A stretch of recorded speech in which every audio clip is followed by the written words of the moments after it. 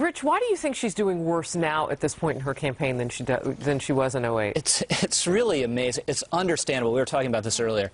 It's understandable to lose to Barack Obama, you know, one of the most talented politicians of this generation. But what's the excuse to perhaps be losing to Bernie Sanders, a 70-year-old socialist? And the answer has to be that no one really believes in her sincerity. She doesn't excite anyone. And it's a little bit like if Republicans have succeeded in running everyone out of the race and keeping everyone out of the race except for Jeb Bush and Ben Carson. In that circumstance, Ben Carson would have 45%, be challenging Jeb, and have enormous crowds. And if she loses in Iowa and New Hampshire, it's going to shake her campaign, perhaps to the core. I think it's even more simple than that, though. People just don't like her. I mean, when I talk to my Democrat friends, they both say, I really like just you, just you You know, Am I one of them?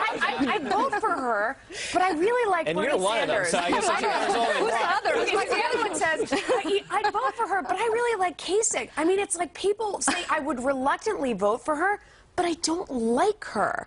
And that's why I can never get any traction. And that's why at the beginning, you know, it seems like people are enthusiastic on the left, and then they sort of peter out. A light bulb just went on over my head. So remember when then-candidate Barack Obama said she's likable enough? I mean, what if Bernie Sanders is smart like a fox? What if he's not going after her at those debates? And boy, he's doing a good job at doing that. Because he stays likable in that sense. And it's so much easier to then foil the side that you just mentioned. People just don't like what they see. No, he's not that smart like a fox, or he wouldn't have said, I'm sick and tired of hearing about her emails. I mean, you have a Democratic candidate who is under investigation by the FBI.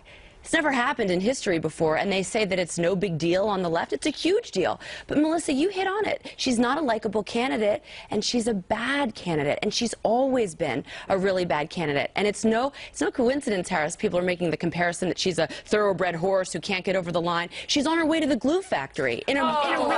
No, it's true. Yeah, she went there. She went there. I didn't make the horse analysis. It wasn't me.